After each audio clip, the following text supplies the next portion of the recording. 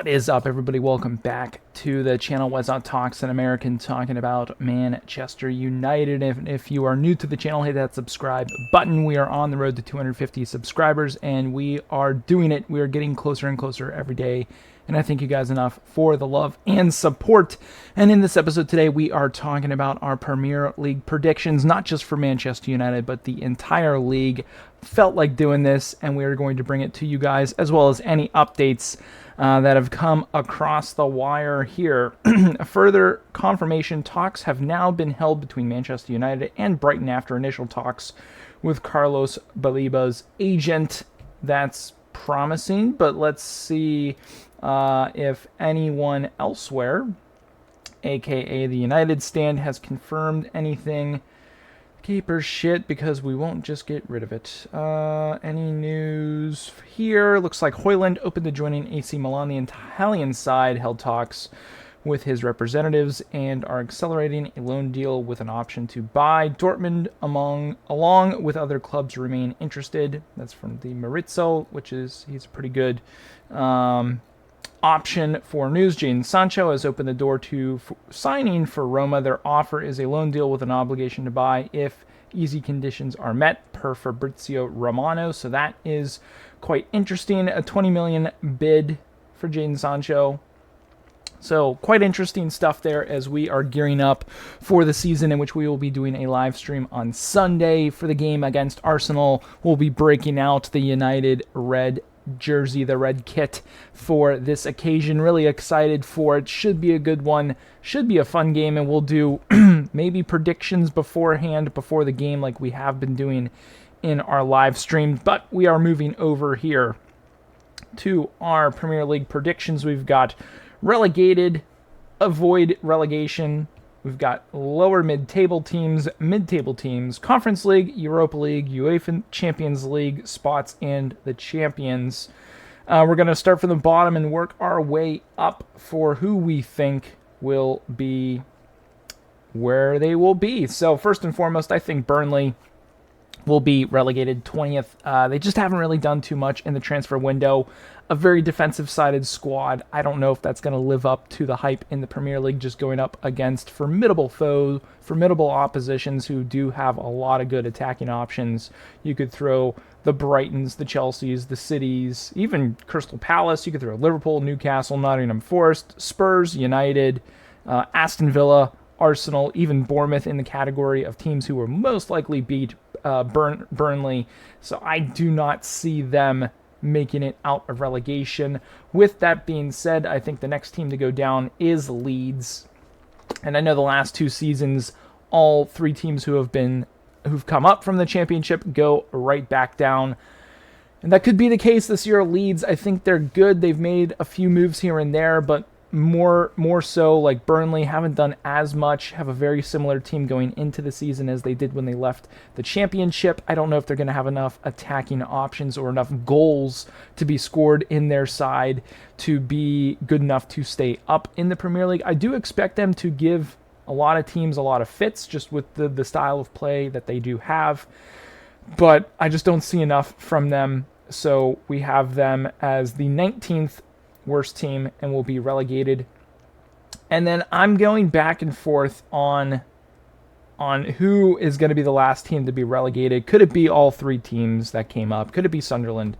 Or could it be a team that has been in the Premier League the past couple of seasons? And I do think it will be Wolves. Will be in that 18th spot. Could come down to the final day as well, but I think losing the golden boy Cunha and losing a few other players as well, not having as many solid options. Things weren't going so great for them near the end of last season as well. Losing your best player as well, I don't think bodes well for them.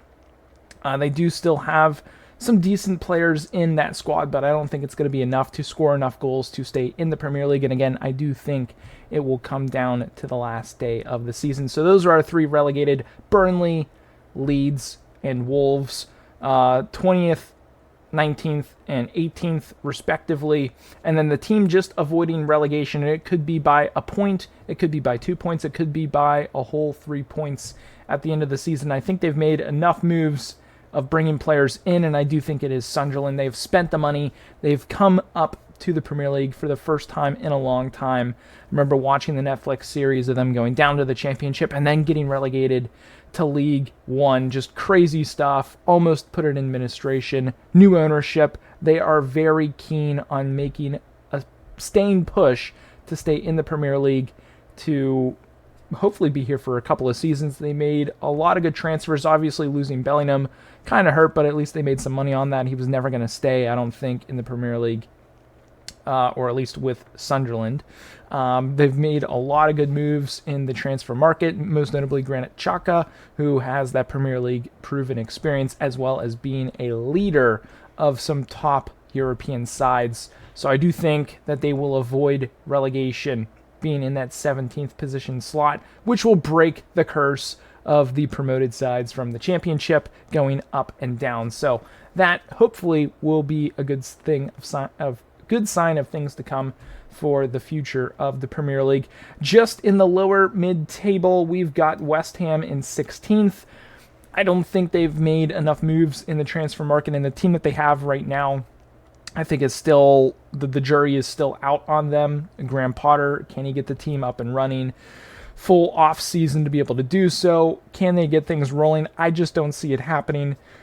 I think bright spots on this team, we've got Wan-Bissaka, who is a decent right back, obviously played at United. I know a lot of people in fantasy Premier League circles like him as a choice of an attacking option on that right-hand side. Obviously, Jared Bowen, potential good run this year to make a decent chance of making the England squad for the World Cup this upcoming summer here in the US, but I just don't think they have enough pieces around them and some players that might be overachieving or a little bit on the older side that won't be able to do too much and could honestly be in that relegation battle if injuries go the wrong way. So I see West Ham in 16th. Just above them, we are going with Brentford in 15th, losing Mbumo, losing Nogard, losing potentially Wissa. He is not going to be playing for them, at least this opening weekend. I don't know if things are going to be going in the right direction for him to stay at the club, but also losing their manager to Tottenham, Thomas Frank. That's a lot of change for a club who had a really solid season last year, kind of dropped off near the end, but that's a lot of change to really keep that momentum going from last season, and they did struggle at the end of the season as well. So it's going to be really interesting to see what they can do, if anything at all, for this upcoming season. But I do have them in 15th.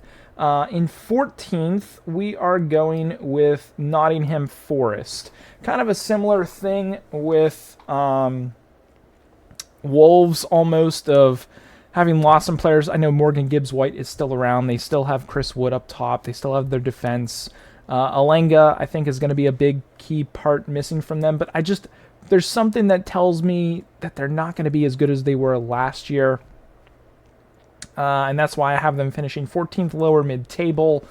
They also, they're going to be in the Europa League, so I don't think their squad's going to be big enough to be able to combat with Europa League, domestic cups, as well as the Premier League, and there's going to be a lot of jumbling, and we know Nuno couldn't really do that at Tottenham, so what makes you think he's going to be able to do that with a lesser squad with Nottingham Forest? I think there's going to be some bright spots throughout the season. I think Chris Wood's going to have another good season, at least 10-plus goals. I think Morgan Gibbs-White is going to take that next step forward as well and solidify himself a spot on that England squad for the upcoming World Cup. But I do have them finishing in 14th. And the last lower mid-table team, it's a tough one for me because there's a lot of good teams out there. And I'm gonna go with Everton. I think there's a few other teams that will do slightly better than them, but I think Everton finishing in 13th.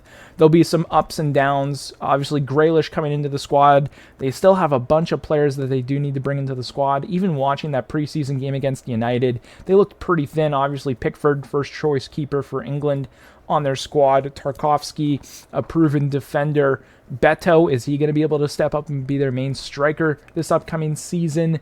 Are they going to be able to find something with Jack Grealish coming in? If Grealish hits the ground running, stays healthy, able to really drive that team, and then they've got Munoz on the right-hand side on that right wing position, who has looked very, very good. He looked very good. Or no, sorry, he plays for Palace. I take that back. Backline is a little bit older as well. Keane, Tarkovsky. I just don't see enough for them to get over the line into that mid-table tier range. So I do have them finishing in 13th, so rounding out that lower mid-table, West Ham 16th, Brentford 15th, Nottingham Forest 14th, and Everton in 13th position. Moving up to the mid-table, and this is where we could see our beloved Manchester United possibly in the 12th position. It's going to be interesting to see, but just given all the rumors of Eze potentially moving on from Crystal, whether it is Newcastle, whether it is Arsenal, whether it is... there was another team, I think, in for him. Was it Newcastle? Spurs in for Eze as well. If he goes, they could finish worse than mid-table, and you could see Everton or Nottingham Forest kind of overtake them for that mid-table position. But Crystal Palace, they've got... Obviously, it's a bummer they didn't get Europa League. They do have the Conference League to play for a trophy in Europe. Obviously, they might be the favorites for that, or at least in the top 4 of favorites for that, just given the depth of their squad. Munoz, I always forget his name on that right wing spot. Obviously, Eze, maybe be able to get something done. Mateta up top. Margehi, there's been talks that he might be going to Liverpool. So there's a lot of potential movement here with Crystal Palace, and as of why I don't feel comfortable putting them any higher than 12th. I could have had them in that lower mid-table tier pack, but no moves have been made just yet. Things could change by the end of the transfer deadline. But I think safe spot to put Crystal. They're a solid squad. If they keep everybody, they could even finish in 7th or pushing for the Conference or Europa League spots. But if Eze or Gehi leave, or even both, that could spell trouble for the Community Shield winners of Crystal Palace. Just in front of them in 11th, this is where things get a little dicey for me. We're going to go with Fulham.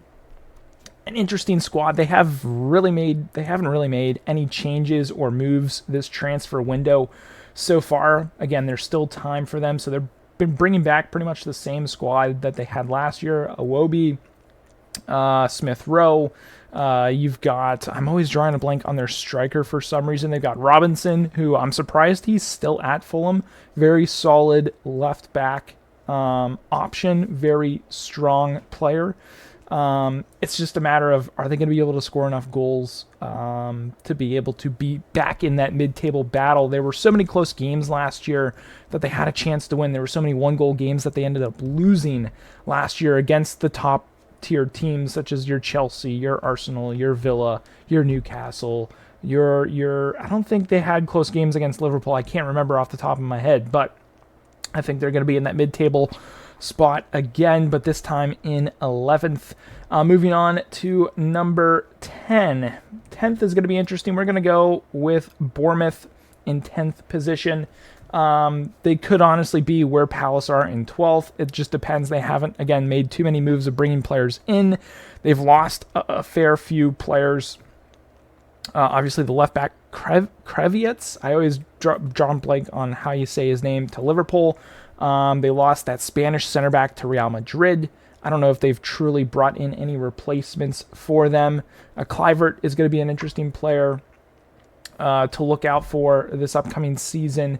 But there's really nothing else that truly stands out about this team. Obviously, an exciting, smaller type stadium club feel. Bournemouth, I mean, they could be anywhere in this mid-table, lower to mid-table side. But I do have them in 10th position. 12th Palace, 11th Fulham, and then 10th Bournemouth. Moving into that 9th position, this is where it's getting a little dicey. And we are going to go with Brighton. Very good team. Again, they've lost some key players and could be losing more. Baliba, maybe to United. Obviously losing João Pedro to Chelsea. That's a big striker option for them, and they haven't really replaced him either. So finishing upper mid-table, I think, will be solid for Brighton, finishing in that 9th spot. In 8th position, we are going to go with Spurs. New manager, Thomas Frank. Lots of new players. They got Kudus in. They're working on potentially bringing in Eze. Losing James Maddison obviously sucks. They got Solanke up top, but is he really going to be healthy? Richarlison. You've got a ton of players in there. Van de Ven in the back end. Romero. A lot of fun and exciting players, but it's just a matter of can they put things together. Pedro Porro, another good type player, but I don't think they're going to be any better than mid-table. They've got Champions League to worry about, obviously domestic cups, and the Premier League to have to jumble with a new manager at a new club. I just don't see them being any higher than that. So we got 12, 11, 10, 9, 8. Last mid-table team. And this is where it's like, okay, United could be there, or it could be somebody else. And in this case, I'm going to go with that somebody else, and that is going to be Aston Villa. It's going to be an interesting season. Martinez, things are in the air. Could there be any turmoil? I know he's suspended for the first couple of games, but there's been word that he could go to United. Could he be going elsewhere? Ollie Watkins been linked to teams as well. Do they have Europe to worry about? I can't remember if they do or not, but it's a weird time to see what's going to happen for Aston Villa, but I don't think they're going to be able to do anything better than 7th in the Premier League this upcoming season. And have I screwed up putting too many teams? I guess we'll find out. Because next up, I'm going Newcastle in the Conference League spot. Just with things up in the air with Isak, whether he plays or not. They do have a good team. Gordon, I know Trippier has been linked to leave the club as well. We're going to have to wait and see what they are going to be able to do. They've got a solid midfield, a decent attack, but like if Isak's not there, I don't know if anyone can count on them to get into a higher position or win those close games against the top tier teams. And I'm now... No, I think I have enough teams of putting people in places. But that leads us to Manchester United, guys. Our club, United. I do think they're going to finish 5th. And what really kind of set that over the line, and I've been waiting to do this video until literally the start of the Premier League season, as this video is coming out on Friday. United, I think, have brought in enough pieces and have had a full preseason with Amorim to really get things going in the right direction. They don't have to worry about Europe. It is just the domestic cups, and got that tough game against Grimsby Town. That's going to be a fun one away. But just domestic and Premier League is all you have to worry about. And honestly, Šeško is the reason this has put me over the top. We have a top striker in the squad to go with Cunha, Mbeumo, Fernandes. You got Dorgu on the left. You got Ahmad on the right. Hopefully that midfield can hold up with Fernandes and either Casemiro, Menu, Ugarte. If we can get Baliba in there, that would be amazing. I think that would solidify my thoughts of United finishing in 5th position in the league this year. But yeah, I really do think that it is going to be a good season for United. Obviously, if we can stay healthy, we've got a solid back end. De Ligt, Yoro, Martinez is going to come back into the squad. Onana, obviously the question mark between the pipes, but we'll have to wait and see how things shake up. In 4th position, we are going with Chelsea. Very solid squad, very deep squad. Obviously, they are in Europe as well. It's going to be interesting to see if Cole Palmer can take that next step, be a little bit more consistent than he was last season, but I do think that they have a formidable squad going for them. In 3rd position, we've got Arsenal. They've brought in a lot of good players. Zubamendi, they've got Gyökeres. I think Zubamendi coming into the midfield is going to allow Odegaard to be a little bit more attacking than he was last season. I know he was injured a lot of last season as well, but I do think that just for some reason they're going to take a step back, because this is where it gets tricky. I would hate to put City as the champions, but something tells me they're going to have a big season. But not big enough. I think City will finish second. They'll have a really good year. Holland, I think, will be the top scorer in the Premier League this season. I think it's going to be a push to the end. I think it's going to be a lot closer than what it was last season, but Liverpool, I hate to say it, they've made so many good moves this offseason. They've spent so much money. Wirtz, Frimpong, Krevitz, or whatever, however you say his name, from Bournemouth on the left back. I think they're still working on either getting Gahey in. They've already brought in an Italian for center back to bolster their depth at center back. Obviously, they've got Salah, they've got Yakpo. They have so many weapons. They still have Harvey Elliott. He is still at the squad. He hasn't been moved on. So it's going to be really interesting. I think it's going to be more of a battle, more of a tighter push to the end it could be between 3 teams, could be between 4 teams, but I think it'll be between City and Liverpool, and it may come down to that final weekend. But those are our predictions. I tried to keep that at around about 20 minutes. United, again, we have them finishing in 5th. If we could bring in Baliba, if we could bring in a goalkeeper, maybe Donnarumma, who knows? I know there's word that he may be going to City, which would really suck. But man, if we could at least get Baliba in or another midfielder, I think we could tickle those Champions League spots. But those are my predictions. Guys, relegated worst to first. We've got Burnley, Leeds, Wolves, Sunderland just missing relegation. Then lower mid-tier, West Ham, Brentford, Nottingham, Everton, mid-table, Crystal in 12th, then working our way up. Fulham, Bournemouth, Brighton, Spurs, Villa. Can interchange Spurs, Villa, or Newcastle, really.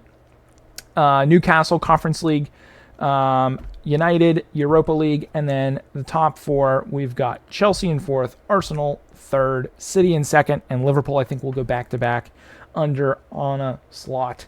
Should be a really interesting season. It does start today, guys. We've got games. As of recording this, it is tomorrow, but as of today, you guys watching, we have got games. It is Liverpool, or a game. We've got Liverpool versus Bournemouth to kick the season off. Prime time. It's going to be a big game. Saturday, massive games. The early one, Villa Newcastle, should be an interesting game. I will definitely be tuning into the Sunderland game to see them back in the Premier League over any other of those games. And then we'll watch City probably put a beat down on Wolverhampton.